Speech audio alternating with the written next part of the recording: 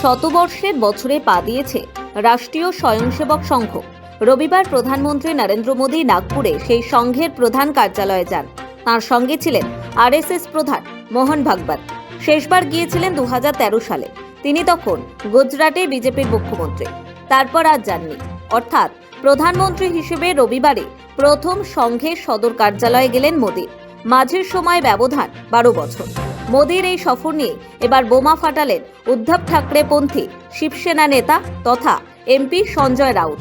বললেন, রবিবার মহারাষ্ট্রের নাগপুরে রাষ্ট্রীয় স্বয়ংসেবক সংঘের সদর দফতরে মোদী গিয়েছিলেন তার অবসরের কথা ঘোষণা করতে। सितंबर में रिटायरमेंट का एप्लीकेशन लिखने के लिए शायद वो आरएसएस मुख्यालय गए। মুম্বাইয়ে সাংবাদিক সম্মেলনে রাউত বলেন, তার কাছে যতদূর খবর আছে 10 থেকে 11 বছরের মধ্যে প্রধানমন্ত্রী মোদী কখনো আরএসএস এর সদর দফতরে আসেননি। আসলে সংঘ চাইছে বিজেপি নেতৃত্বে বদল আনতে। প্রধানমন্ত্রী মোদী তাই এখন ছেড়ে যাচ্ছেন। मेरी जो जानकारी है 10-11 साल में कभी मोदी जी गए नहीं। मोदी जी गए हैं वो बताने के गए हैं मोहन राव भागवत जी से कि टाटा बाय बाय मैं जा रहा हूं। अब देखिए, दो बातें हैं आरएसएस की जो मेरे समझ में आई है। एक तो मोहन राव भागवत यानी सरसंघ चालक और पूरा संघ परिवार देश के नेतृत्व में बदलाव चाहता है। अब मोदी जी का समय खत्म हो गया है और देश में बदलाव चाहता है और बीजेपी का राष्ट्रीय अध्यक्ष भी अपने मर्जी से चुनना चाहता है। तो इसलिए मोदी जी वहां गए। मोदी जी जा रहे हैं। সঞ্জয় রাউতের দাবি, প্রধানমন্ত্রী নরেন্দ্র মোদীর উত্তরসূরি কে হবেন তা ঠিক করবে আরএসএসই। এবার দেশের প্রধানমন্ত্রী হবেন মহারাষ্ট্র থেকে। মোদীকে নাগপুরে সংঘের কার্যালয় বন্ধ দরজা বৈঠকে ডেকে আলোচনা করা হয়েছে।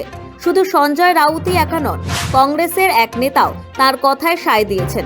যদিও সোমবার শুধু শিবসেনা নেতা সঞ্জয় রাউতই নন, মোদীর এই আরএসএস সদর দফতরে যাওয়া প্রসঙ্গে রবিবারই কটাক্ষে বিঁধেছে কংগ্রেস তৃণমূল সহ বিরোধীরা। দেখুন, গত লোকসভা নির্বাচনে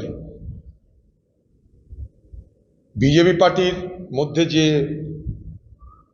পরাজয়ের জন্য যে আত্মনুসন্ধান হয়েছে, মোদী গর্ব করে বলেছিল 400 পার, আপকি বার 400 পার। পার্লামেন্টের মধ্যে দাঁড়িয়ে বলেছিলাম, আমি সেখানে ছিলাম পার্লামেন্টে। তারা ভোট হলো না, 400 পার করে দিলেন কি করে? এটাকে বলা হয় অহংকার। তো সেই অহংকারের জবাব মানুষ দিয়েছিল। তখন ওরা যখন আত্মনুসন্ধান করতে শুরু করে, তখন দেখা গেল যে আরএসএস নরেন্দ্র মোদীর অহংকারকে স্বীকৃতি দেয়নি। আরএসএস মনে করেছে মোদীর এই অহংকার চূর্ণ হওয়া দরকার। তার জন্য আরএসএস একটা শেখ দিয়েছে, শিক্ষা দিয়েছিল। তো আজকে যেটা দেখা যাচ্ছে সেটা হচ্ছে এই যে বিজেপি পার্টি আরএসএস এর গর্ভে জন্মেছিল, সেই গর্ভ থেকে বার হওয়ার চেষ্টা করলেও আরএসএস এর গর্ভ থেকে বার হতে পারছে না। আরএসএস ছাড়া বিজেপি পার্টি ভারতবর্ষের ক্ষমতায়, সে কেন্দ্র হোক রাজ্য হোক, টিকে থাকার সম্ভব না। সেটা বুঝে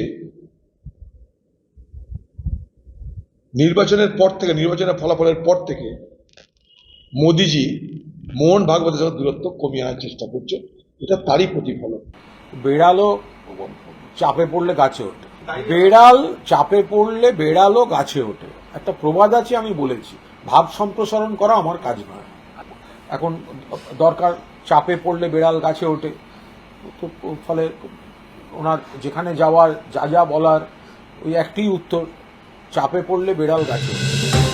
তবে কংগ্রেস তৃণমূলের এই কটাক্ষ থেকে এক ধাপ এগিয়ে গিয়ে সোমবার উদ্ধব ঠাকরে পন্থী শিবসেনা নেতা সঞ্জয় রাউত যা দাবি করলেন তা নিয়ে জাতীয় রাজনীতিতে চর্চা তুঙ্গে। বিজেপির গঠনতন্ত্র অনুযায়ী 75 বছর বয়স হলে তাকে অবসর নিতে হয়। তাৎপর্যপূর্ণ বিষয় হলো প্রধানমন্ত্রী মোদীরও বয়স হয়ে গিয়েছে। ব্যুরো রিপোর্ট, সময়, কলকাতা।